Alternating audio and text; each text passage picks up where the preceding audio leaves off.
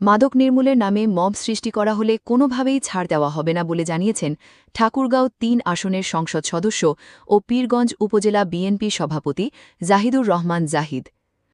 যে কারণ দেশে একটা সরকার আছে, আইন শৃঙ্খলা বাহিনী আছে, সেখানে আমরা একটা মব সৃষ্টি করে কয়েকজন মিলে যায় ধরে বাঁধে তাকে বাজার থেকে নিয়ে আসলাম, বেঁধে রাখলাম, টাকা পয়সা দিলাম, দোকান ভেঙে দিলাম, বাড়ি ভেঙে দিলাম। তাহলে তো দেশে সরকারই নেই। এরা তো একটা সরকারকে কলঙ্কিত করার চেষ্টা করছে যে দেশে একটা সরকার আছে, আইন শৃঙ্খলা বাহিনী আছে, তো এদের হাতে কে ক্ষমতাটা দেবে যে তারা এই ধরনের কাজ তারা করতে পারে? হ্যাঁ, আমরা সাধুবাদ জানাই, তোমরা এটার বিরুদ্ধে মানে কাজ করবে, সাথে সাথে প্রশাসনকে আমরা অবহিত করবে, তাকে আটকাবে, সাথে সাথে পুলিশকে খবর দিবে, আসে ওনারা নিয়ে যাবে।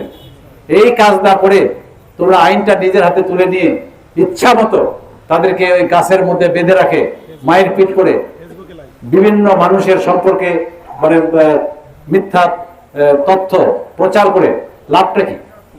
আমার তো মনে হচ্ছে যে তোমরা কেউ ব্যবসা করতে পারবে না, ব্যবসা আমি করব, কাজে যারা আশেপাশে যে ব্যবসা করবে কেউ তো বলবে। এইটাই হচ্ছে এদের মূল উদ্দেশ্য, এদের কোনো মহৎ উদ্দেশ্য নয়। এরা সরকারকে কলঙ্কিত করার একটা দেশের সরকার, মানুষ যেন মনে করে যে দেশে তো সরকারই নেই। এই ধরনের একটা অবস্থা এরা সৃষ্টি করতে চাচ্ছে, মব সৃষ্টি করে। কাজেই এই মবের বিরুদ্ধে আমরা, যারা মাদক বিরোধী বা মাদকের বিরুদ্ধে যারা অবস্থান নেবে আমরা তাদের পক্ষে, কিন্তু যারা মব সৃষ্টি করে নিজের স্বার্থের জন্য করবে আমরা তাদের বিরুদ্ধে। পরিষ্কার বলে দিচ্ছি যে যারা নিজের স্বার্থে মব সৃষ্টি করছে আমরা তাদের বিরুদ্ধে কঠোর অবস্থান নেব আমরা তাদের বিরুদ্ধে। রবিবার রাতে ঠাকুরগাঁওয়ের পীরগঞ্জ উপজেলার সৈয়দপুর ইউনিয়নের ভুরভুশিকালী বাজারে মাদক, অনলাইন জুয়া, সাইবার অপরাধ, বাল্যবিবাহ এবং নারী, শিশু ও নির্যাতন প্রতিরোধে জনসচেতনতামূলক সভায় তিনি একথা বলেন। তিনি বলেন, মাদক আমাদের একটি বড় সমস্যা।